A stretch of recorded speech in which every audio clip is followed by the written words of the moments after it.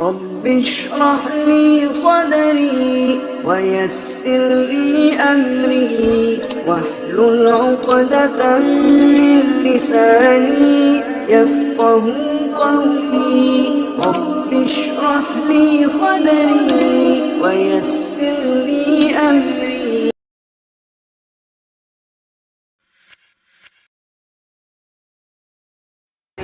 غسل کے احکام و مسائل آپ حضرات کے سامنے بیان کیے جائیں گے کہ غسل کب واجب ہوتا ہے، اور اسی طرح سے تیمم کا طریقہ، تیمم کیسے کرنا چاہیے اور تیمم کب ٹوٹ جاتا ہے. تو یہ دو چھوٹے چھوٹے ٹاپک ہیں، انشاءاللہ بہت ہی کم وقت میں آپ حضرات کے سامنے باتیں رکھی جائیں گی. دیکھیے، غسل سے متعلق ہمیں اور آپ کو یہ بات یاد رکھنا چاہیے. اللہ کے نبی جناب محمد اکرم صلی اللہ علیہ وسلم کا فرمان ہے، الطہور شطر الایمان، پاکی آدھا ایمان ہے. تو ایک مسلمان کو ہمیشہ پاک اور صاف رہنا چاہیے. پاک اور صاف رہنے کے لیے انسان نہاتا ہے، دھوتا ہے، غسل کرتا ہے. تو غسل سے متعلق سب سے پہلی بات جو ہے کہ غسل واجب کب ہوتا ہے. یہ سب سے پہلا ٹاپک ہے کہ غسل، اس کو لکھ لیجیے اگر لکھنا ہے تو، غسل واجب کب ہوتا ہے نا. تو سب سے پہلا سبب غسل واجب ہونے کے لیے، سب سے پہلا سبب کیا ہے کہ منی کا خارج ہونا.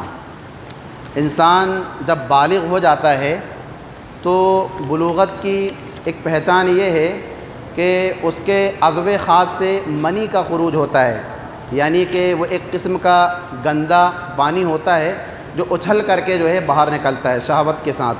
تو یہ پانی جب انسان کے عضو خاص سے نکل جائے تو پھر جو ہے انسان پر غسل واجب ہو جاتا ہے. یہ سب سے پہلا سبب ہے. تو غسل واجب ہونے کا سب سے پہلا سبب کیا ہے کہ جب منی کا خروج ہو جائے، ہے نا. اور دوسرا سبب کیا ہے کہ انسان سویا ہوا ہے، اور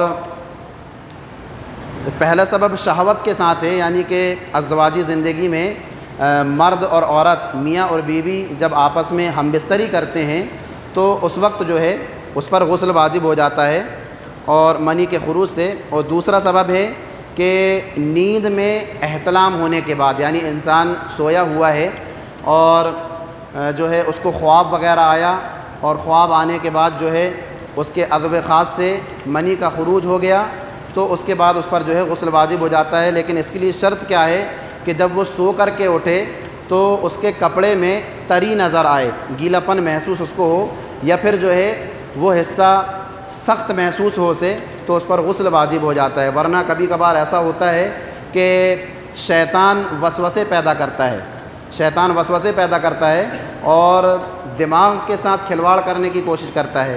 تو کپڑے میں تری محسوس ہو یا پھر جو ہے اس میں سوکھ جائے وہ اور اس کی سختی جو ہے نظر آئے. اور تیسرا سبب ہے جمع کرنے کے بعد. جمع میں کیا ہے کہ جب شوہر اپنی بیوی کے ساتھ ہم بستری کرتا ہے تو خواہ انزال ہو یا نہ ہو، منی کا خروج ہو یا نہ ہو، اگر شوہر نے اپنی بیوی کے ساتھ جمع کر لیا تو ایسی صورت میں اس پر غسل واجب ہو جائے گا. تو یہ تیسری شکل ہوئی.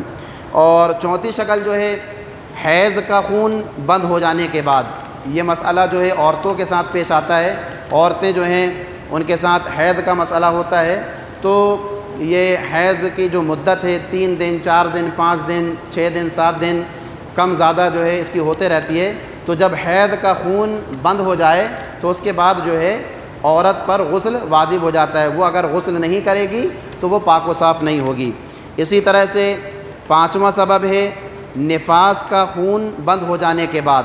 جب عورت بچہ جنتی ہے تو بچہ جننے کے بعد خون اس کی شرمگاہ سے نکلتا ہے، جو تقریباً 40 دن کی اس کی مدت ہوتی ہے، لیکن کم بھی مدت ہو سکتی ہے اور زیادہ بھی ہو سکتی ہے. تو یہ 40 دن جب اس کے مکمل ہو جائیں اور اس کا خون آنا بند ہو جائے تو پھر جو ہے ایسے سبب میں جو ہے ایسی شکل میں اس پر غسل واجب ہو جائے گا. اسی طرح سے چھٹواں سبب ہے انسان کے مرنے کے بعد، انسان جب مر جاتا ہے تو اس پر غسل واجب ہو جاتا ہے، تو یہ زندوں کے لیے زندوں پر واجب ہے کہ وہ میت کو غسل دیں، کیونکہ ایک انسان اس دنیا سے رخصت ہو گیا، اب وہ اپنے ہاتھ کو نہیں ہلا سکتا، وہ اپنے پیر کو نہیں ہلا سکتا، اس کے جسم سے روح نکل گئی، اب اس کو غسل کون دے گا؟ زندہ لوگ غسل دیں گے۔ تو یہ جو ہے چھٹی شکل ہے۔ تو یہ 6 اسباب ہیں، اس کو یاد رکھ لیجئے۔ شہوت کے ساتھ منی خارج ہونے کے بعد غسل واجب ہو جاتا ہے، نیند میں احتلام کے بعد غسل واجب ہو جاتا ہے، جمع کرنے کے بعد، جمع میں انزال ہو یا نہ ہو، منی کا خروج ہو یا نہ ہو، اگر عضو خاص جو ہے شرمگاہ سے مل گیا تو غسل واجب ہو جائے گا، حیض کا خون بند ہو جانے کے بعد غسل واجب ہو جاتا ہے، نفاس کا خون بند ہو جانے کے بعد غسل واجب ہو جاتا ہے، اور انسان کے مرنے کے بعد، اور یہ جو ہے زندوں پر واجب ہے کہ وہ میت کو غسل دیں۔ تو یہ 6 اسباب ہمیں اور آپ کو یاد رکھنا چاہیے۔ یہ 6 اسباب جب ہمارے اور آپ پر ظاہر ہوں یا پھر خواتین پر ظاہر ہوں تو ہم سب کے لیے اور ہماری ماؤں اور بہنوں کے لیے ضروری ہے کہ ہم غسل کریں۔ اگر ہم غسل نہیں کریں گے تو ہم جو ہے پاک اور صاف نہیں ہو سکتے۔ ایک مسئلہ اور یاد رکھیے جو مذی اور ودی کے تعلق سے، ایک تو ہوتی ہے منی۔ منی کا پانی کیسا ہوتا ہے؟ گندا اور کسیلا، عجیب طرح کی بدبو اس میں آتی ہے، اور ایک ہوتی ہے مذی، انسان جو ہے سوچ میں کھویا ہوا ہے، کسی کا خیال اس کے ذہن میں آ گیا یا کہیں جو ہے وہ سوچ رہا ہے یا کسی پر اس کی نظر پڑ گئی، تو ہلکا سا قطرہ جو ہے عضو خاص سے، انسان کی شرمگاہ سے جو ہے ہلکا سا قطرہ نکلتا ہے، تو اس پر جو ہے غسل واجب نہیں ہوتا۔ اس پر کیا ہے کہ شرمگاہ کے حصے کو دھل لیا جائے اور اس کے بعد وضو کر لیا جائے، تو اس سے جو ہے پاکی حاصل ہو جائے گی۔ تو غسل کے لیے جو شروع میں 6 اسباب آپ حضرات کو گنائے گئے ہیں، اس کو یاد رکھیے گا۔ اب ایک انسان ناپاک ہو گیا، یعنی کہ اس پر غسل واجب ہو گیا، تو اسے کس طرح سے غسل کرنا چاہیے، وہ کیسے غسل کرے گا تو پاک و صاف ہوگا۔ مثال کے طور پر ایک شوہر نے اپنی بیوی سے ہم بستری کر لیا، یا کوئی نوجوان لڑکا ہے خواب میں جو ہے اس کی منی کا خروج ہو گیا، وہ ناپاک ہو گیا، اب وہ کتنا ہی تالاب میں ڈوب جائے، کنویں میں چھلانگ لگا لے یا ندی میں تیر کر نہا لے، وہ پاک و صاف نہیں ہوگا۔ اسے پاکی حاصل کرنے کے لیے اللہ کے نبی جناب محمد اکرم صلی اللہ علیہ وسلم کا بتایا ہوا طریقہ اختیار کرنا ہوگا۔ تو غسل 2 طرح کے ہوتے ہیں، ایک غسل ہوتا ہے غسل عام، اور دوسرا غسل ہوتا ہے غسل خاص۔ تو غسل عام کیا ہے؟ روزانہ ہم نہا رہے ہیں، شاور کے نیچے کھڑے ہو گئے، نل کے نیچے کھڑے ہو گئے، بالٹیوں پر بالٹیاں اپنے اوپر اڑیل رہے ہیں، تو یہ ایک غسل عام ہے، اپنے جسم کو ٹھنڈک پہنچانے کے لیے ہم اور آپ غسل کرتے ہیں۔ لیکن جو غسل خاص ہے جس میں انسان کو پاکی حاصل کرنا ہے، تو اس کے لیے پیارے نبی جناب محمد اکرم صلی اللہ علیہ وسلم کا جو ہے طریقہ اختیار کرنا ہوگا۔ وہ طریقہ کیا ہے؟ حضرت عائشہ صدیقہ رضی اللہ عنہا فرماتی ہیں کہ پیارے نبی جناب محمد اکرم صلی اللہ علیہ وسلم جب غسل جنابت فرماتے، یعنی کہ پاکی حاصل کرنے والا غسل کرتے، تو سب سے پہلے اپنے دونوں ہاتھوں کو دھو لیتے۔ پتہ نہیں رات میں ہمارے یہ ہاتھ نے کہاں وقت گزارا، کہاں کہاں گیا، اس لیے اللہ کے نبی جناب محمد اکرم صلی اللہ علیہ وسلم برتن میں ہاتھ ڈالنے سے پہلے، اللہ کے نبی کا معمول تھا، طریقہ تھا، آپ صلی اللہ علیہ وسلم جو ہے اپنے دونوں ہاتھوں کو اچھی طرح سے دھو لیتے تھے۔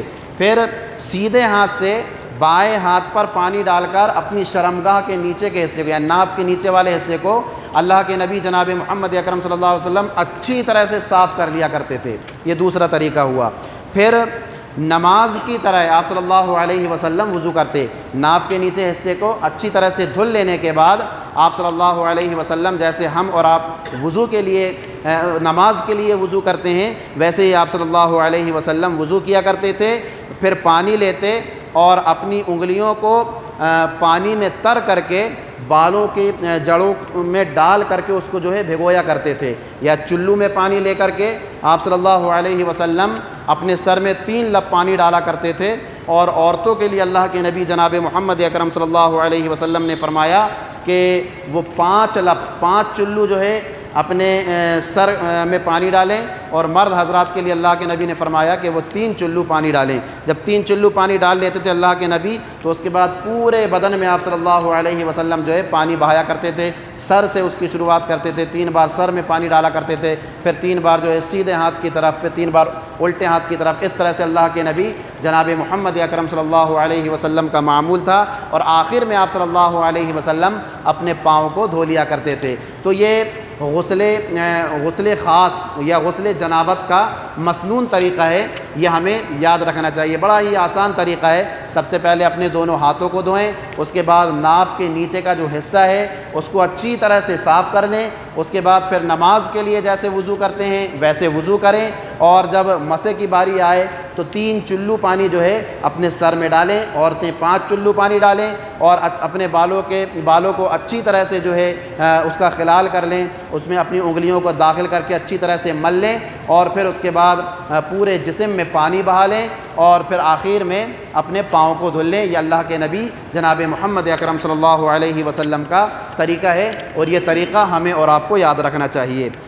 اب دیکھیے، غسل ایک مسنون غسل، یعنی کہ ایسا کام، ایسا غسل کہ جس کے کرنے پر ثواب ہو اور نہ کرنے پر کوئی گناہ نہ ہو۔ تو اللہ کے نبی جناب محمد اکرم صلی اللہ علیہ وسلم کی جب ہم احادیث مبارکہ کا جائزہ لیتے ہیں تو کچھ ایسے غسل ہمیں ملتے ہیں کہ جس کو اللہ کے نبی جناب محمد اکرم صلی اللہ علیہ وسلم پابندی کے ساتھ کیا کرتے تھے۔ سب سے پہلا ہے نماز جمعہ کے لیے آپ صلی اللہ علیہ وسلم جمعے کے دن غسل کیا کرتے تھے، تو یہ مسنون غسل ہے۔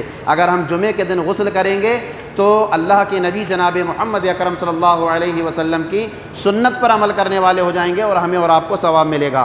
اور دوسرا ہے عیدین کے لیے، یعنی عید الاضحیٰ اور عید الفطر کی نماز سے پہلے جو ہے غسل کرنا، یہ بھی سنت ہے۔ اسی طرح سے تیسرا مسنون غسل ہے میت کو غسل دینے والے کے لیے۔ جو بھی شخص میت کو غسل دیتا ہے تو اس کے لیے جو ہے اس کے لیے مستحب ہے، اور اللہ کے نبی کا طریقہ ہے اور اللہ کے نبی کا حکم ہے کہ اللہ کے نبی نے کہا کہ وہ غسل اپنے آپ کو جو ہے غسل کر لے، تو یہ مسنون غسل ہے۔ اس کے بعد چوتھا ہے حج یا عمرے کا احرام باندھنے والے کے لیے۔ جو بھی حج کے لیے جاتا ہے یا عمرہ کرنے کے لیے جاتا ہے تو اللہ کے نبی نے فرمایا کہ اس کے لیے بہتر ہے اور سنت طریقہ یہ ہے کہ وہ احرام باندھنے سے پہلے غسل کر لے۔ اور پانچواں مسنون غسل ہے کہ کوئی غیر مسلم شخص ہے، وہ اس نے اسلام قبول کر لیا، تو اسلام قبول کرنے کے بعد اس کے لیے ضروری ہو جاتا ہے کہ وہ غسل سے پاک صاف ہو جائے، طہارت حاصل کر لے۔ تو یہ مسنون غسل ہیں، یہ ہمیں یاد رکھنا چاہیے۔ جمعے کے دن غسل کرنا یہ مسنون غسل ہے۔ عیدین کے لیے غسل کرنا یہ مسنون غسل ہے۔ میت کو جو شخص غسل دیتا ہے اس کے لیے غسل کرنا یہ مسنون ہے۔ حج یا عمرہ کا احرام باندھنے والے کے لیے جو ہے غسل کرنا مسنون ہے۔ اور کوئی غیر مسلم جب اسلام میں داخل ہو جاتا ہے تو اس کے لیے غسل کرنا یہ جو ہے مسنون عمل ہے۔ اس کے بعد دیکھیے، یہ تو غسل کے بارے میں چند ایک چھوٹی چھوٹی باتیں ہو گئیں، اور آج کا جو دوسرا ٹاپک ہے وہ ہے تیمم کا حکم۔ تیمم کب کرنا چاہیے اور تیمم کیا ہے؟ تو مختصر 2-4 باتیں آپ حضرات کے سامنے رکھ دوں کہ دیکھیے، تیمم وضو اور غسل کا بدل ہے۔ ایک آدمی جب تیمم کر لیتا ہے تو اس کا وضو بھی ہو جاتا ہے اور اس کا غسل بھی ہو جاتا ہے۔ اللہ تبارک و تعالیٰ نے قرآن مجید کے اندر فرمایا فَلَمْ تَجِدُوا مَاءً فَتَيَمَّمُوا صَعِيدًا طَيِّبًا، کہ جب تم پانی کو نہ پاؤ یا تم بیمار ہو، پانی کے لگنے سے بیماری کا خدشہ ہو جائے تو تم پاک مٹی سے تیمم کر لو۔ تو تیمم 2 حالات میں جائز ہے، پانی نہ ملے تو تیمم جائز ہے، اور پانی کے استعمال میں مجبوری ہو تو تیمم جائز ہے۔ تو یہ 2 وجوہات ہیں، ان 2 وجوہات کی بنا پر جو ہے ہم اور آپ جو ہے تیمم کر سکتے ہیں۔ تیمم کرنے کا طریقہ بڑا ہی آسان طریقہ ہے، چاہے تو نوٹ کر لیجئے، چاہے تو ذہن نشین کر لیجئے۔ تیمم کا طریقہ یہ ہے کہ سب سے پہلے کیا ہے، دل میں نیت کرنا ہے کہ میں جو ہے تیمم کر رہا ہوں۔ اس کے بعد بسم اللہ پڑھنا ہے، پاک زمین پر، پاک مٹی پر ایک بار اپنے دونوں ہاتھوں کو مارنا ہے ایسا کر کے، اور پھر اپنے چہرے اور دونوں کلائیوں کی پشت پر مسح کرنا ہے، اپنے چہرے پر مسح کرنا ہے اور اپنے ہاتھوں کی کلائیوں کی پشت پر جو ہے اوپری حصے پر مسح کرنا ہے۔ تو یہ ہو گیا آپ کا تیمم۔ غسل کی نیت سے کریں گے غسل ہو جائے گا، اور تیمم کے وضو کی نیت سے کریں گے تو وضو ہو جائے گا۔ بڑا ہی آسان طریقہ ہے۔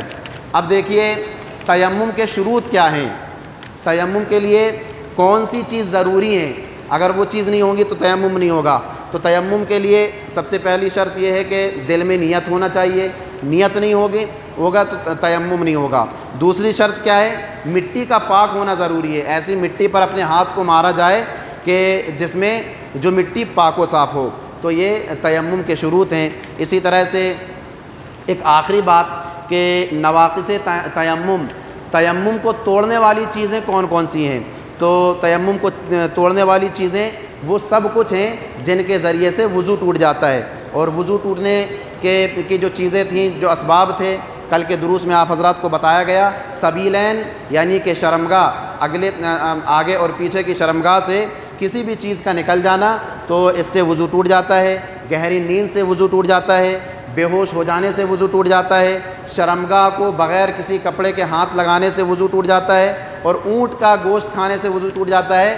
تو انہی چیزوں سے تیمم بھی ٹوٹ جاتا ہے۔ اور اس سے ایک اور چیز جو ہے تیمم میں وہ ایکسٹرا ہے، زائد ہے، اور وہ ہے کہ آپ نے تیمم کیا، آپ کو پانی نہیں مل رہا ہے، جنگل میں ہیں آپ، تو پانی نہ ملنے کی وجہ سے آپ نے تیمم کیا، لیکن آپ پھر اس کے بعد کسی ایسے علاقے میں چلے گئے کہ جہاں پانی آ گیا، تو پانی جب مل گیا تو جو ہے تیمم ٹوٹ جاتا ہے۔ تو تیمم کے لیے 6 چیزیں ہیں اور وضو کے لیے 5 چیزیں ہیں۔ تو غسل کے تعلق سے اور تیمم کے تعلق سے یہ مختصر باتیں جو ہیں آپ حضرات کے سامنے رکھی گئیں، اور مجھے امید ہے کہ یہ ساری باتیں آپ لوگوں کے ذہن نشین ہو گئی ہوں گی۔ بڑا ہی آسان طریقہ ہے غسل کا، اور بڑا ہی آسان طریقہ ہے تیمم کا۔